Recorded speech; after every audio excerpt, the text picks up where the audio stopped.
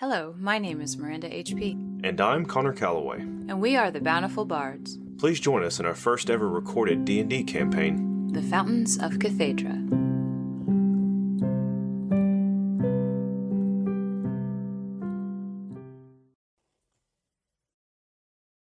Hello everyone, and welcome back to Fuck Around and Find Out, the Fountain of Cathaidra story. I will take credit for that because I was writing it on the calendar because, as it is in our family, if it's not on the calendar, it doesn't exist. It doesn't exist. And I was like, oh, hey, we're fucking around. And Connor's like, we're what? I was like, Fountains of Cathaidra. He's like, damn it. FOC, fuck. So that's going to be the new branding for the show, and we need to put it on a t-shirt and get it out there, don't we? And on mugs. Mugs too. Keychains. Magnets. At some point we're going to have merchandise, but I just don't know when, I guess. Merchandising. Indeed. Fuck around, the flamethrower. The kids love this one. Absolutely. Well, we are back recording and playing and preparing these episodes for everyone out there listening. It was quite a doozy of I think the last month. Been about, I want to say 2 months. It's been pretty stressful. Thereabout, but this last January we had it's February now. Oh, it is February now. Yep. Yeah, we're not recording this and releasing it the next day. That would be crazy. We're recording ahead of time and getting ahead of the schedule. But yeah, we had a bit of life come up, and I think Miranda and I almost had to live in separate households for a while because of work-related problems, like military families do. But thankfully we were able to get around that little obstacle, and we're able to continue recording and continuing the story. But yeah, it was chaos. Pure chaos. I mean, we had to rearrange my office because a lot of the stuff I do now is from home. So our recording section and my doing work session are in the same place. So we had to make sure I had a very clear divider between the two because, work/play. It's probably the best tenement I can give out there if anybody else is also trying to work from home or working from home is make sure you have a real clear divide between the two. It really helps your brain space. You also have to make a little bitty corner for your spouse, which I'm currently in. I like to call it the Connor corner. Which is funny because his half he's on is actually technically larger than my half. You calling me large? No, I'm calling your half of the room larger than this half. Oh. It just doesn't feel that way because mine has all the stuff in it. I have two corners. Yes. Instead of getting one Connors, it's plural. Corners. Connor's corners is... The corners of Connor. Oh my. The KOK, the cock. Well, quit being such a square. It's more of a cube. All right, Scanlon. All right. But we are back, and we thank you for your patience. It was a bit of a rough transition for us, but everything should be fairly kosher from here on, we're hoping. And I know that we're both really excited about it. I definitely had wanted to get back into the world that Connor has so kindly and auspiciously built for me. I try. I know. I keep up with so many worlds. I know. He's basically insane. I've still got my other campaign I got to do next week too, and also Tomb of Annihilation with your group. Ugh. Yes, but for now, there's such a thing as too much D&D. Let us return. We're returning. Where are we to going? Fountains. Oh God, I'm not ready. Of Cathaidra. Yeah, roll intro. Are we gonna roll the intro then? Maybe not. Who knows? Okay. I think we should. It would make sense. Oh, it would. Let me know when you're ready for us to actually record, and I'll put another Oh, marker. did you stop recording? No, the recording is still going. I just put a marker down. Oh, a marker. Quit putting markers down in my house. I don't want no dead space. Whisper, whisper, whisper. Connor, I've never been here. I've always been dead. It's a mic joke. Get it? Yes. Do you remember, Lia, what happened last time? Actually, of course Lia remembers. She was there. But does Miranda remember? And if not, I'll tell you, because I don't all the way remember. It has to do with going into the bishop, whatever he is. The archbishop, That's yes. the one. Went in and set a rug on fire and retrieved a artifact. Yes, what kind of artifact? A hexagon? That it is shaped like a hexagon. Good job. The bestagon? Yes, it is the bestagon. And I retrieved that and set off an alarm, even though I was trying really hard not to, and because I don't have Dispel, because that's my life right now.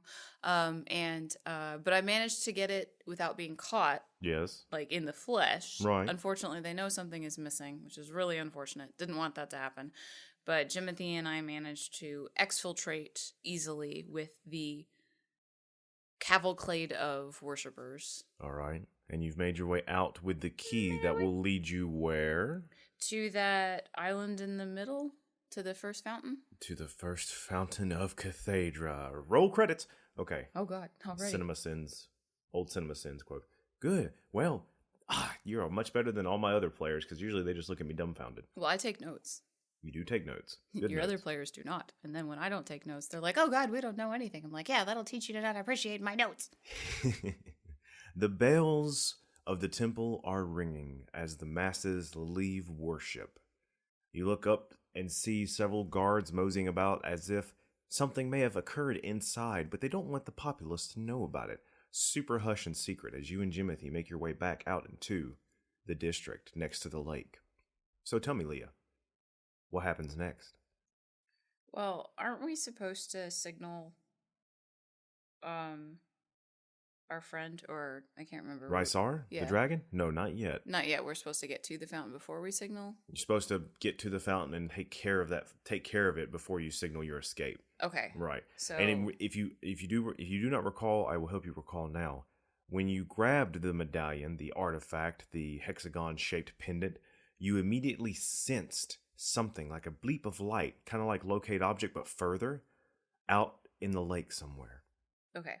So I think we need to make our way to the docks.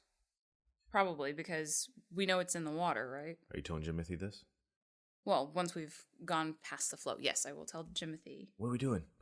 So, it seems very obvious that we need to get towards the water. Obvious how? Well, we knew that it was in the lake initially, and this thing I found that I'm not showing you right now because we're trying to be subtle is kind of pulling me that direction. Oh, okay. So, obvious for you, but not obvious for me. That seems to be the case a lot, Jimothy. Well, that's not my fault. You don't share the information quickly enough. Sister mine. Okay. Okay. Which way? Well, we should probably head to the docks because if it's on the water, we'll probably need a boat. Right. Where are we going to get a boat? At the docks. Do docks always have boats? Usually, that is where they go. Okay. Well, let's just move. Go. Follow those people. They look like they're going down to a restaurant or something. Well, because I imagine there's going to be boats that we can rent. You can possibly rent? Yes, indeed. Like so, a rowboat. Making your way. Row our boat out into the lake to find the fountain and get shit on because everything's gone to hell. Jimothy, who's rowing, this isn't very inspiring. Too bad. Be inspired, bitch. You and Jimothy break off with about a dozen or so other individuals that seem to be making their way towards the lake. You examine a few of them, and there's a family here of looks like half-orcs just walking along. One of them, it seems like the dad has a picnic basket, like a wicker basket full of food to take down with them. You see another, elven individual with a dwarf individual talking amongst themselves, reading over their books they have in hand, maybe talking about the message that they just heard from the arch-cleric, Kadad. As you just make your way across the dampened grass, the fog is still patchy, but the sun above is slowly starting to eat it away, until you finally make your way down to the shoreline. And yes, you do see there are several places where there are some canoes banked against the rock and tied off. And then further down the beach side to either way, you're essentially in a park beach. And then on the outskirts of the park beach, you see a bunch of large fishing vessels there. Not vessels. Why am I picturing those paddle boats where you paddle really hard with your feet? Shaped like a swan? Well, they have just generic ones, but yes. Roll me a perception check. Paddling along. 15. 15. Well, you don't see a swan boat. You do see a beaver boat, though. Oh. About 30 feet off to your left, you see a boat, brownish boat, with a cover over the top of it. And on the back, you can see just this big black wooden fin painted there as well. I don't think that's the most practical for our needs, but I'm just amused by it. Fine. Then there's a rowboat there, just a plain old simple rowboat with an older looking gentleman sitting next to it, whittling something with a knife. Whittling something. Is that better? Is that better, Miranda? You didn't want to have the beaver boat, so take that. It felt a little bit too remarkable. And we're trying to be stealthy. So who came off with the beaver boat? Oh, I can tell you exactly what they look like, because that's weird. Yeah, I'm trying to avoid that. All right, okay, that's fine. Well, there, you have another boat there. Okay, so, Well, again, it seems just like a pretty normal thing. Like people are picnicking and stuff. Be like, so I will approach the elderly gentleman who is whittling to see if he will rent his boat out for the. Got a salt and pepper, strangly looking beard, and he kind of looks all skin and bones, wearing a wicker hat on top with a few of the. It's old, so you can definitely tell it's a few of the straws like ba-ding, ba-ding, off in different directions. He's a human wearing some, worn breeches that definitely have patch holes in them, and also his shirt is just like a, sleeveless shirt. Not muscle, more like wife beater. Not wife beater. What's a good tank top? Is that a good word? Yeah, okay. Shirt. And he is sitting there definitely whittling something out of wood with a knife as you walk up. Hello. Hey. What day is it in this world? Why would you ask me that? Because I need to be like, enjoying your Sunday? Enjoying your insert day of Cathaidra here. You can just say enjoying the day and not put your DM on the spot. I don't have my calendar up. We haven't done this for 2 months. Okay. Enjoying your day? Yeah, I'm enjoying it. Oh, good. I was wondering if you rent your boat out for... Oh, yeah, I rent it out all kinds of days and times, whenever I ain't fishing. Would we be able to rent that from you today, good sir? Huh, would we indeed? And he holds up his little wood piece. Yes, very clever. Thank you. I try. I do a lot of thinking while I'm out there on the water. It is a good place to do that. Yeah, That's kind of what I'm looking for, In the grand scheme of things. Yeah, just think about our greater purpose in the cosmos. Why we're all here. Yeah. It'll be 5 pennies. Okay. Or 5, what did I call notes, them? Note, yep. You have different notes. Notes are silver. Oh, God. Miranda, which one is it? I don't know. Why can't I keep up with my world? You're the one who creates these, like... I hate it when books do all kinds of really complex things for their world, and you're just like, why don't you just call it money? Okay, Connor, now you've done it to yourself. I'm building immersion. You played yourself. Okay, it's called alms, by the way. I do know. I was being silly. Were you? Yes, I was. I also just opened up my document. I was going to say, scrolling frantically through his document. Alms to the poor. That's why I remember that, because I thought it was clever. 5 alms. We are all over the place. Yeah. I'm sorry, listeners. It's been interesting few days. That's okay. I'm sure they've missed And us. I did just get back from a business trip the other day, so I'm still a little fried. And I'm still studying for my next certificate, so my brain's also a little cuckoo. Anyways, back to what we're doing. Yes, it'll be, what did I say, 3 alms? 5 alms? I'm being honest. Yes, 5 alms. All right. You know how to use a paddle? Yes, sir. It's a piece of wood that's flat, and it's used to move the boat through the water. It is, and Jimothy is real good at that, aren't you, Jimothy? Yeah, I'm good with that. Give me that. Ah! All right, I'm gonna go over there to that man with that food cart and get me something slathered in garlic grease. So y'all enjoy. It's for 3 hours. He says it's so good, and if you don't like it, he'll cut his own throat. Cut me own throat. We can't do that. That's what he says. Cut me own throat. No. Yeah, okay. Yes, Miranda, you can't do that. Why can't I? Because it's copyrighted. No, it's actually canon in Terry Pratchett's universe that the cut me own throat dibblers show up absolutely everywhere. Are you saying this is Discworld? Well, Discworld is everywhere. Okay. Pratchett would be like, yeah, he's there. You didn't want him there, but he's there.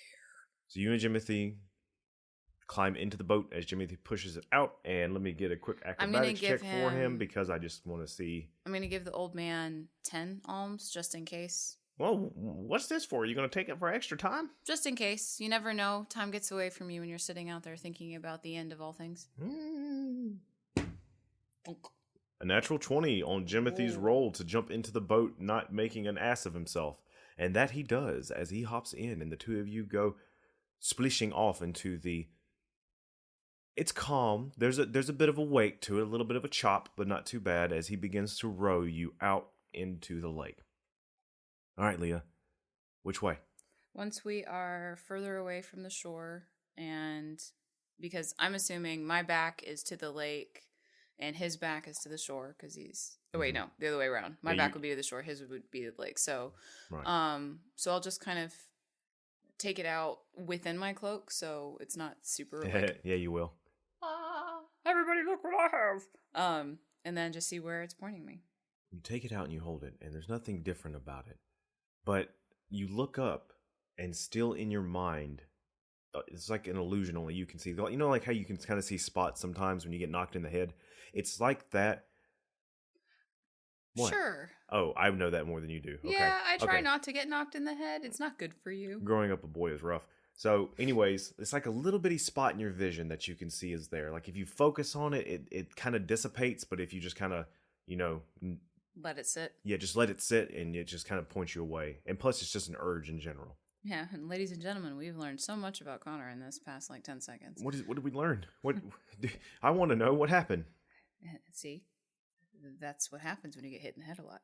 All right, so I will just kind of keep Jimothy pointed in the right direction, because I imagine, as long as he just rows straight, it'll be fine for a while, because it's a lake. Row your canoe further as we go. Row your canoe further as we go.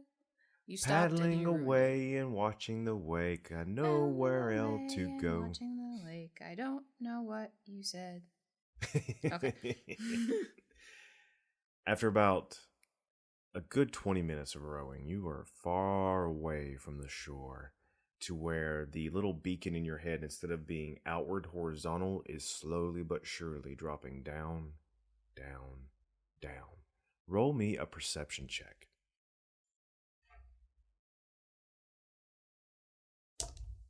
Ooh. 12. 12. You don't see an island out in front of you. So what would that mean? It's beneath us. Correct. And as you row closer, about another 5 minutes, you are right above about where the little beacon is. You can actually kind of look down and sense it through the bottom of the boat. Okay. Is the thingy in my hand doing anything? Is it reacting? Is it buzzing, vibrating? No, it's not doing anything different. Jimothy's just rowing. Is it directly beneath us yet? I would say yes. I'm going to tell Jimothy to stop. All right. What's going on? So it's apparently directly beneath us. So I'm going to take a look at this key more closely. Jimothy slowly looks over the side and then back up at you and goes, "How far beneath us?" I don't know. Okay. I'm going to, let's see. Like I said, I want to take a look more closely at the key to see if it has anything written on it. Okay. What kind of check would you like to roll? Your choice. Dealer's choice. Dealer's choice. Well, I think I'm going to use investigation. Okay, roll me an investigation check. Because I built Lia to be sneaky and investigate and be obnoxious. So that is plus, I just saw it and then my brain just deleted the number because numbers, what are those? 23. 23. And what are you trying to ascertain from this beautiful roll you just performed? If there is a speak friend and enter or some sort of place this facing the light, turn around 3 times, and input your personal PIN and wait for the email. Stick it in the stick, hold it in the light on a certain day. Yeah. Flipping it over, and you look on the back, and there's no inscriptions or any sort like that. You look along the edges of the medallion as well. Once again, doesn't really seem to be any type of hint or inscriptions on there whatsoever. Here, let the DM consider for a minute, because I want to definitely try and reward that roll if I can. Well, because I don't know how else I'm supposed to get there. Oh, there's a way you can do it. Not too long ago, Connor asked you about swimming in depth. That might make sense now. I'm sure he did. Oh God, you did ask me that. I will say there is an inscription on the back in an old language. Great. I'm gonna take 10 minutes to comprehend languages. While you're both sitting in the boat? Yeah. And Jimothy kind of just fidgets. As you do, the language on the back once again begins to make sense to you. And plus, you've also been studying it while you're in etching, so it doesn't probably take as long as 10 minutes. Yeah, 5 minutes. Yeah, well, just for this time, yes. Well, for this language, maybe. Yeah, that would make sense. You're starting, like I said, you've been studying it for a while. You could translate it pretty easily, but using your magic to kind of boost that knowledge along. It's like you're getting better at Duolingo. You get a little faster. It says on the back, the fountain honors the focus. The fountain honors the focus. The vague clue provided by the DM on the spot. Not that we do that kind of thing. It's all pre-typed and written. Okay, so I'll say that out loud as I read it. The fountain honors the focus. So I will then focus on, mentally through it on the fountain. Okay. Nothing seems to occur, unfortunately. Okay. I'm going to look over the side of the boat again. All right. You look over the side, and the water is murky, dark, lakeish. Brackish. I wouldn't Ew. say brackish, but I would definitely say lakeish. Okay. Wait, is brackish No, lakeish? brackish is very still, like, gross water. Right. It's not. It's a clean lake. It's just a good word, and I like it, even though it's, like, nasty, so Oh, I yeah. wanted to say it. I love the word brackish. Brackish. But think about that phrase. I'm thinking about it. Which fountain is this? And the only reason I want to give you these clues is because it's been so long since we've played. I don't remember. Oh, remember your chit chat with Rysar's mother? No. You don't. Roll me. Let's roll a history check and see if Leah can remember. That's a good way to do this. Her history's pretty decent. Plus 5 to 17, so that. 17? Plus 5. 17 plus 5? Yes. Which is what? 22? Something like that. I don't know. Yeah, This I is why I think have so. Alex. So with a 17 and it being fresh in your mind. Well, 17 plus 5. Excuse me. 17 plus 5, it being fresh in your mind. We don't sum ever. You recall Tathios, Rysar's mother, the Sword of the Sky, I believe that was her epitaph? Yes. Or her title? She explained to you that magic in this world comes in 6 strands of pure power. And each of those 6 strands is represented by the 6 aspects of, basically life. Strength, dexterity, charisma, wisdom, constitution, and intelligence. Those are in the pure forms. And she also explained that each individual that can use magic or heroism is a mixture of those 6 strands, and some are stronger than others, basically making an elixir of power within each individual that can use magic. I should write that down. That was beautiful. Well, you've got it recorded for posterity, so you can always go back to it. Copyrighted. Creative Commons. True. So, with that being said. What was focus? What was focus? Read the clue again. The fountain honors the focus.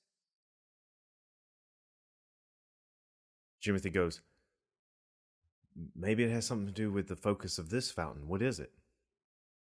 Well, I don't remember. That's what I was saying. Is I don't remember what. You don't remember which fountain this is? No, that's what I was saying before. Oh, okay. Before Esky. Well, let's think about the surroundings of Miro. Known for displaying the arts and music. So this one's probably charisma? Probably. Okay. So how do I focus on charisma? How do you? How do you focus on your charismatic power, Leah? I play music? Or I sing? You could do that. You want to try and do that? Yes, I will. All right, then do it. You can roll a performance check for me. I'm sitting on a lake, focused on the fountains.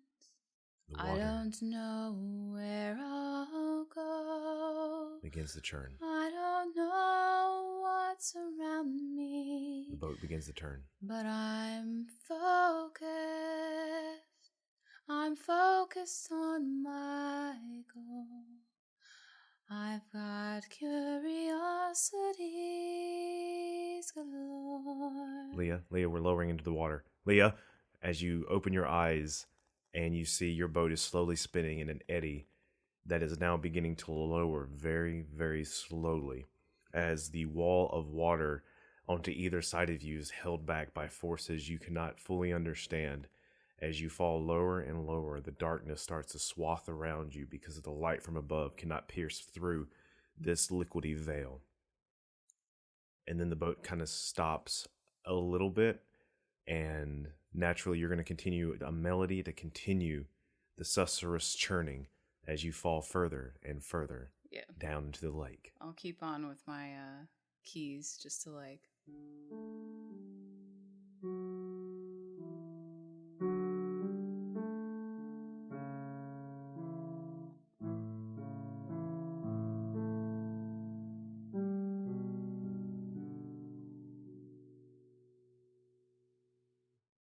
Boom! There's a thud, as the boat hits rock and the water continues to dissipate around you. To your left, you see a cave, dark, yet inviting. What would you like to do? Prestidigitation, little like glowy. Okay, a little glowy, because that's what they do, like a little candlelight. That's fine. Because I don't think I have anything.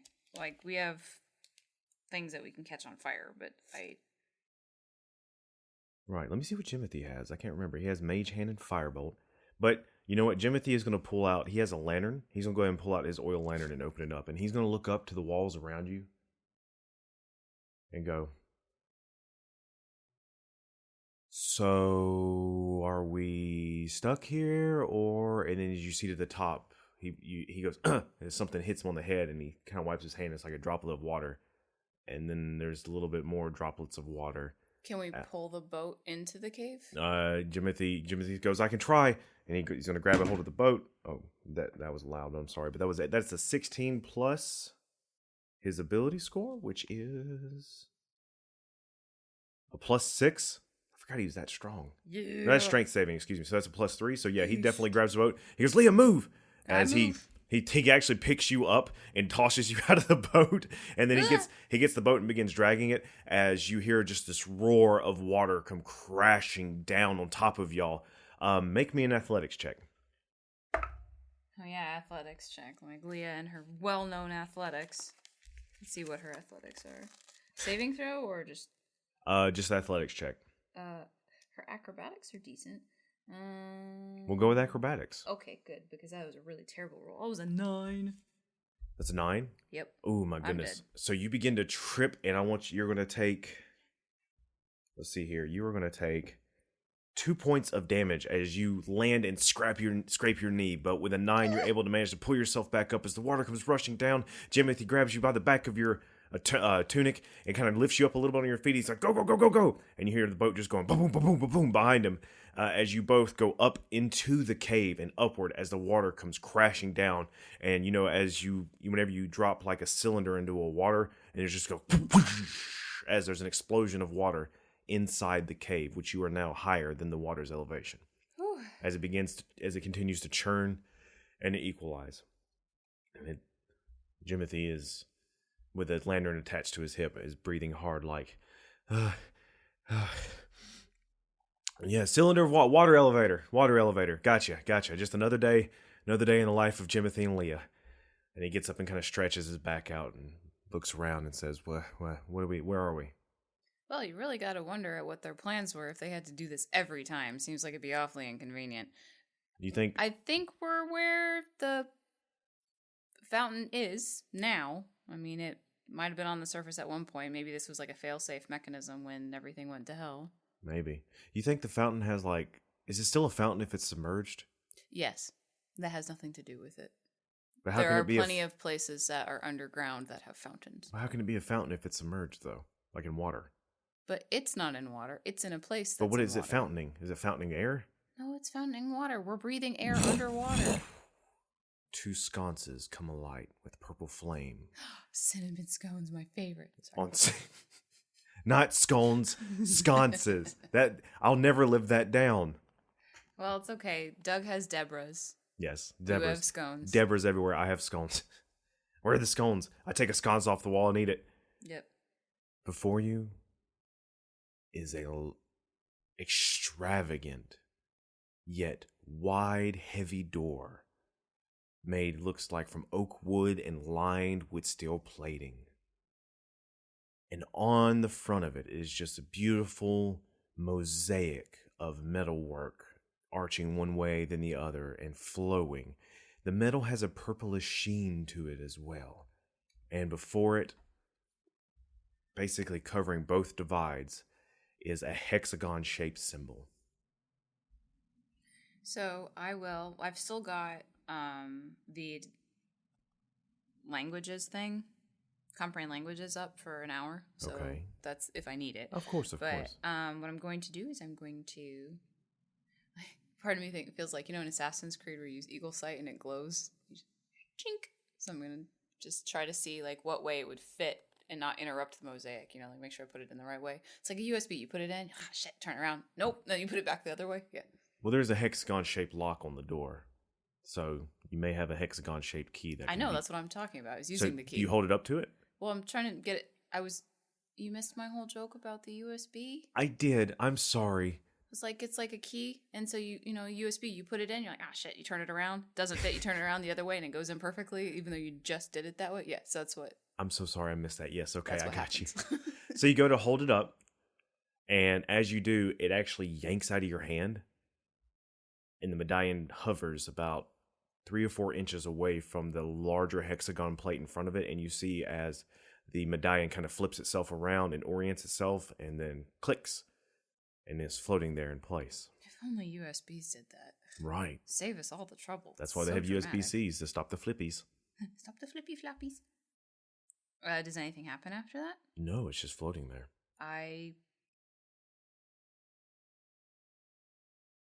Sing to me, key, and show me your wonders.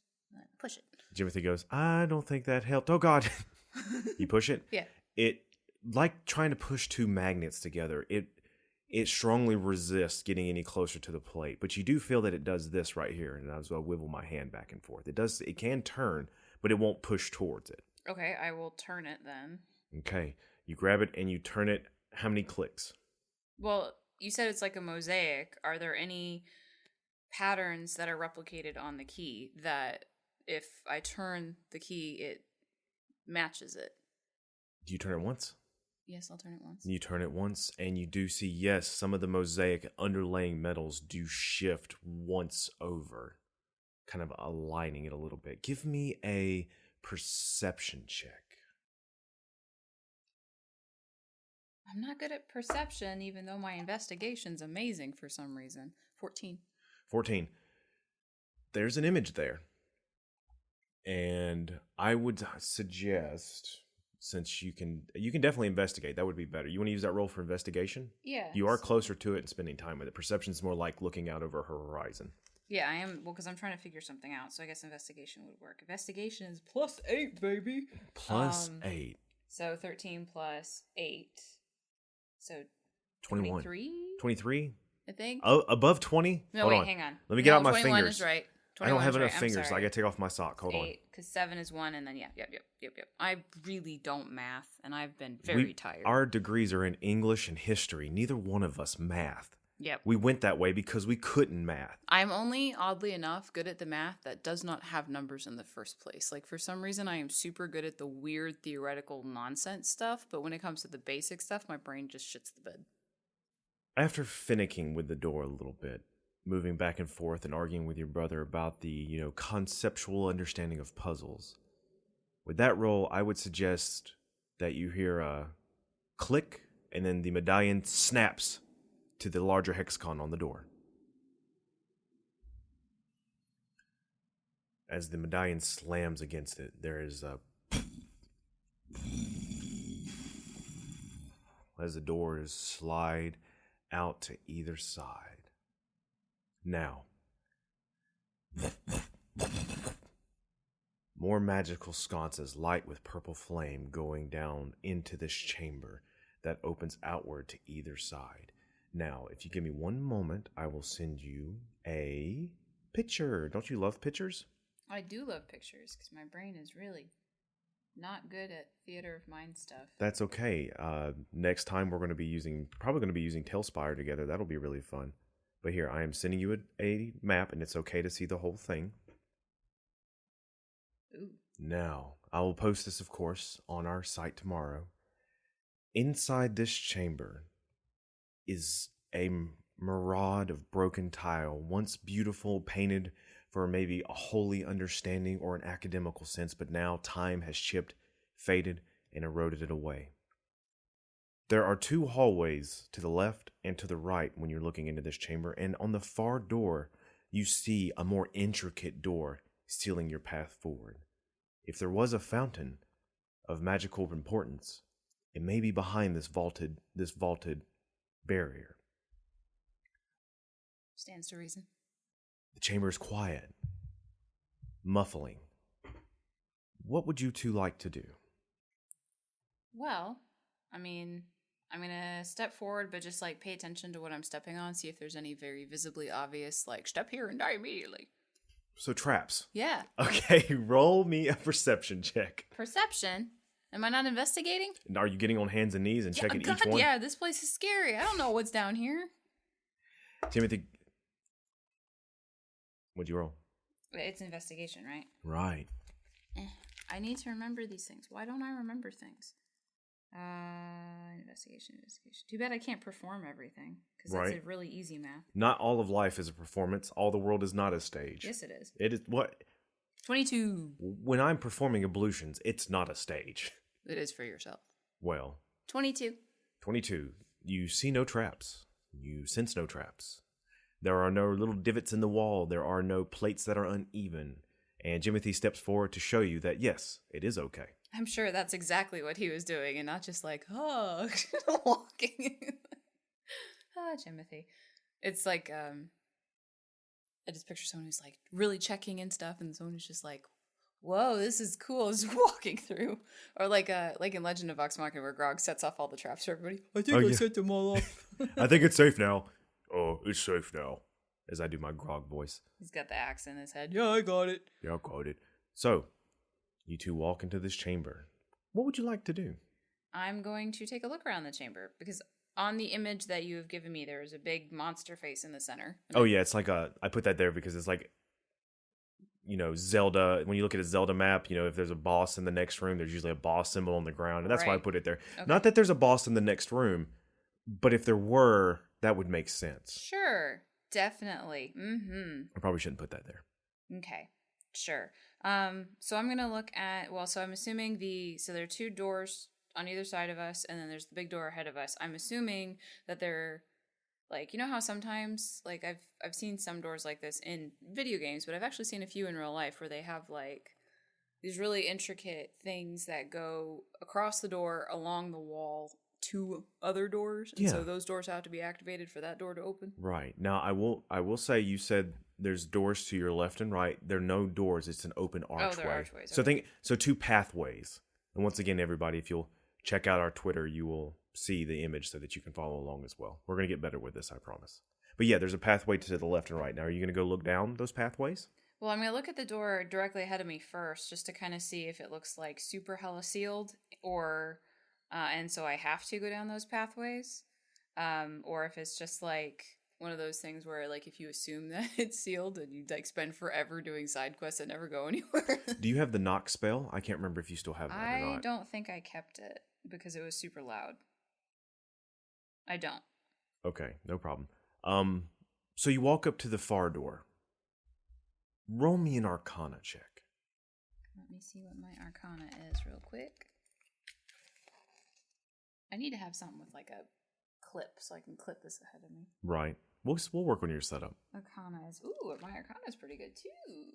Let's see. What dice is not going to be a dick to me? This one's going to be a dick to me because I said that. Oh, it almost was, and then it wasn't, baby. It went from like a 1 to a 19. A 1 to a 19. Plus 5, so 24. 24. As you get closer, very similar to when outside, like the repulsion of magnets, you kind of feel your clothes press against you a little bit as you get closer. On the front of your chest, and you actually feel like the hairs on your head push up. You definitely feel your hair kind of, push back away from you a little bit. Your scholarly instinct is starting to tell you, okay, maybe this has gone far enough. Kind of like when you get close to an electric fence and you can hear the humming.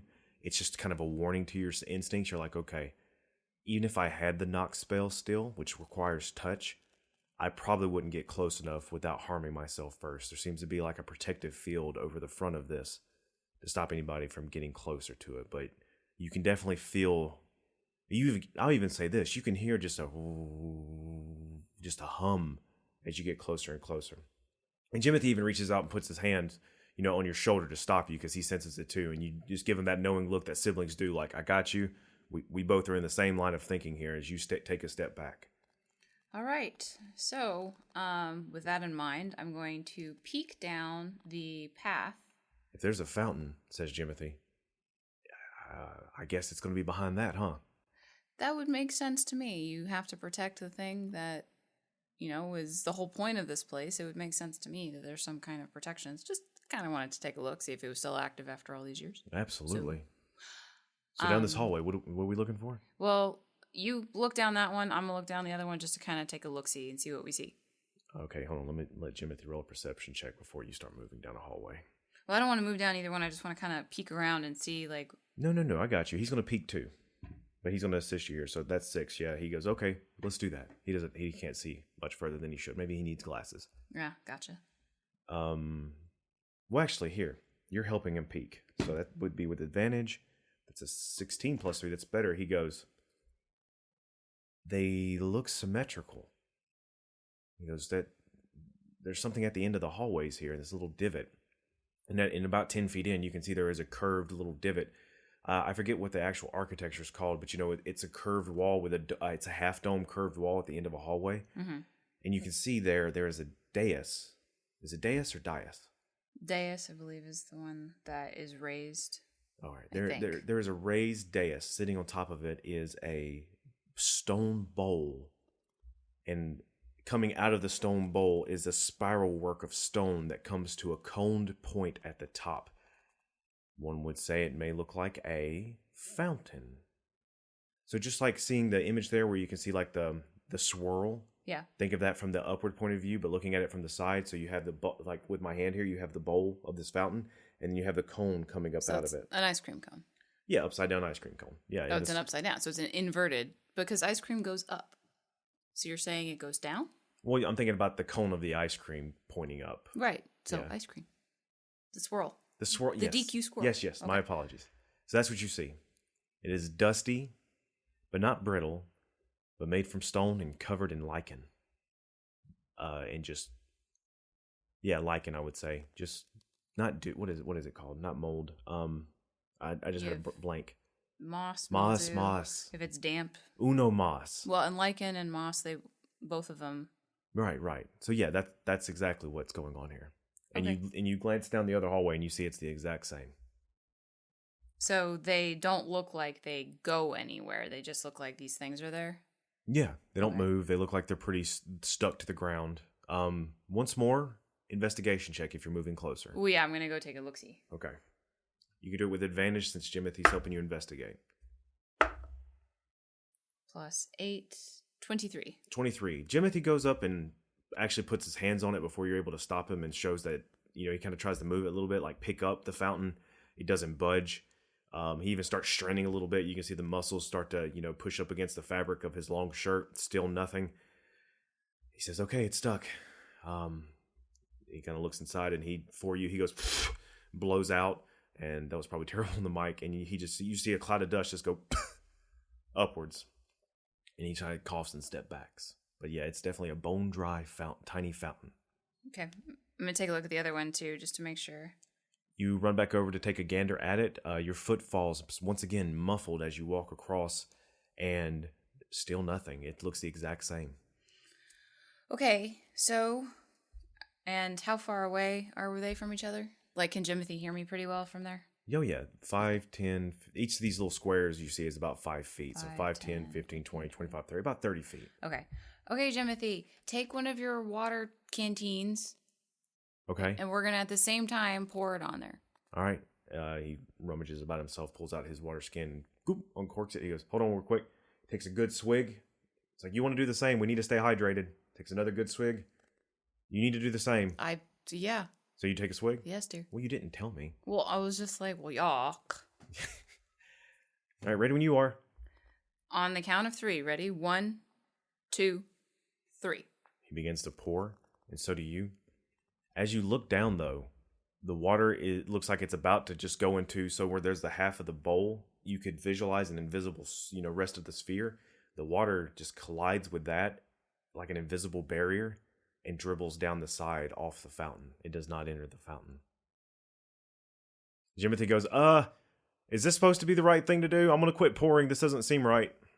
Okay. I'm going to examine the fountain. I'm going to walk all the way around it. Okay.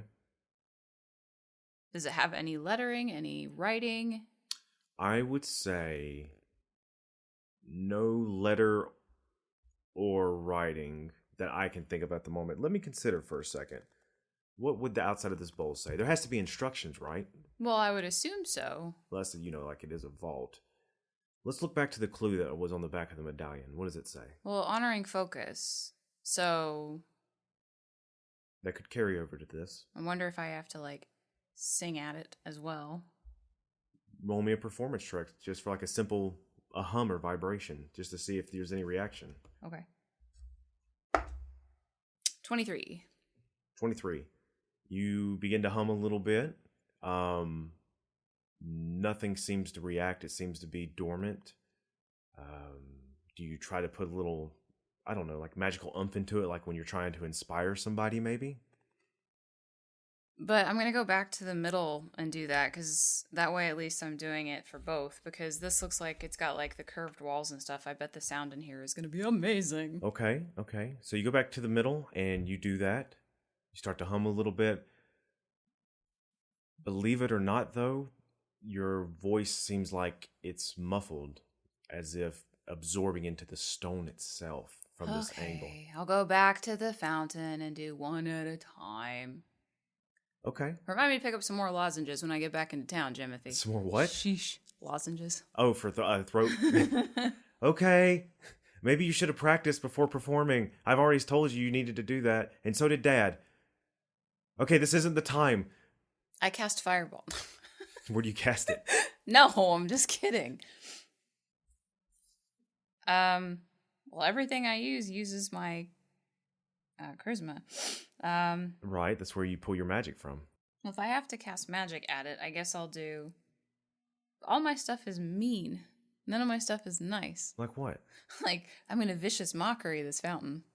So, this is how I would explain when it comes to a bard in the world of Cathaidra. When you use vicious mockery, what you're doing essentially is lacing your voice, your songs, your melodies with some harsh magic, raw, harsh magic. And maybe as you continue to study your own abilities, you may be able to find this one day. So roll me just an intelligence check. Or add your Arcana bonus as well. As well? Yes. I think it does go off my intelligence, I think. Hang on. So 16 plus 5, so 21. Scratching your chin, once more going off what I'm saying, when you use a mean cantrip or spell like vicious mockery, you are lacing your words with that raw magic ability that you can pull from, which you now know to be charisma. But that same strand that you move with intent of harming, you also can move with the intent of healing, helping, things like that, inspiring people, like how a bard uses inspirational die even. So maybe if you lace your notes with a little bit of that oomph, maybe there might be a reaction. No, who knows? I know what you meant. I just was like, but I don't have that much inspiration. I don't want to burn it. And then we all die horribly. Well, no one says you have to use your inspiration. Oh, okay, cool. As long as I'm not using the inspiration, it's fine. What would you like to do? I know you love puzzles. Yeah, that look. Oh my God, I'm in trouble. She does not love puzzles. No, because the first thing I do when I see a puzzle is, how can I break this? Because... Right. That's why I let Jimothy try to move it, so you could know you could not break it. Well, I assumed Magic states you can't. Okay. Like I said, vicious mockery, the fountain. You gonna vicious mockery the fountain? Is that a spell or is that a cantrip? It's a cantrip. Okay. But it says bard specifically. So absolutely. So you don't want to be mean. No. But you can modulate the spell not to harm. What if it is not vicious mockery, but it's just a roast? So this guy calls himself a fountain, right? But he doesn't even have any water. You don't have to do a roast. Like, I'm just being satirical. I know. That is hilarious. It's like when Not does the bad jokes. Yeah. You start to perform this cantrip of vicious mockery, but instead of doing a vicious mockery, you do a praise, like a worthy praise. Who's your good fountain? So instead of harming, you maybe can boost somebody with this cantrip. And as you do, the very top of the spiral turns a little bit, and from your mouth, you see strands of purple in the wind, of violet indigo purple in the wind, drift over onto the spiral that begins to move it just a little bit, and then it stops again. But there was a reaction. And Jimothy yells from the other side, "What'd you do?" Did it go on your side too? No, nothing happened over here. Okay, so I guess I'll just keep going? Roll me a performance check.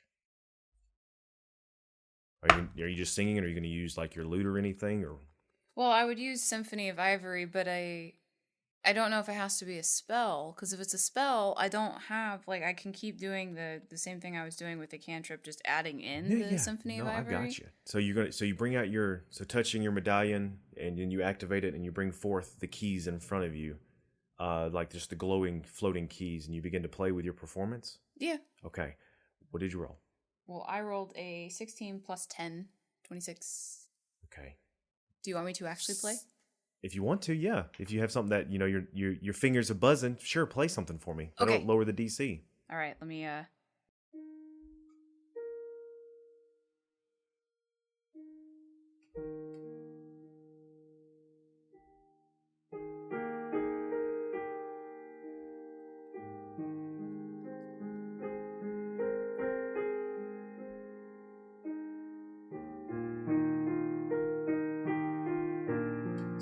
Something's happening over here too. You hear your brother call.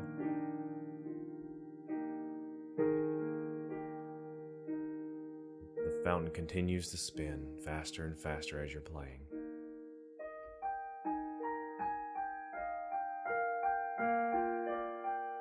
The other fountain is spinning as well. The room is filling with purple and violet and indigo. And they're dancing around you.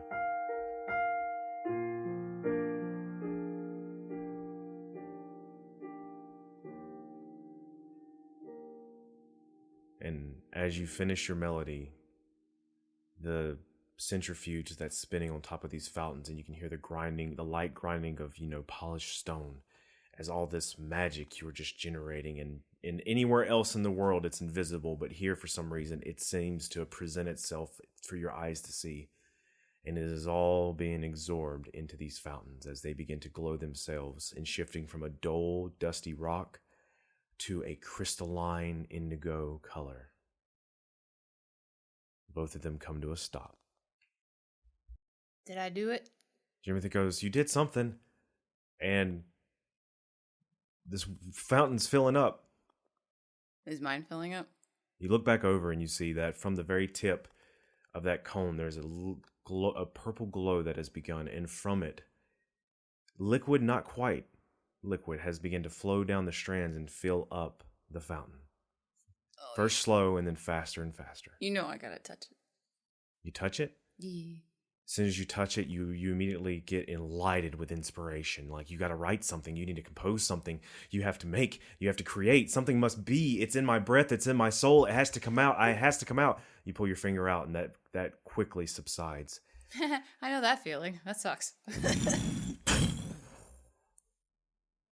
The door we came in just shut.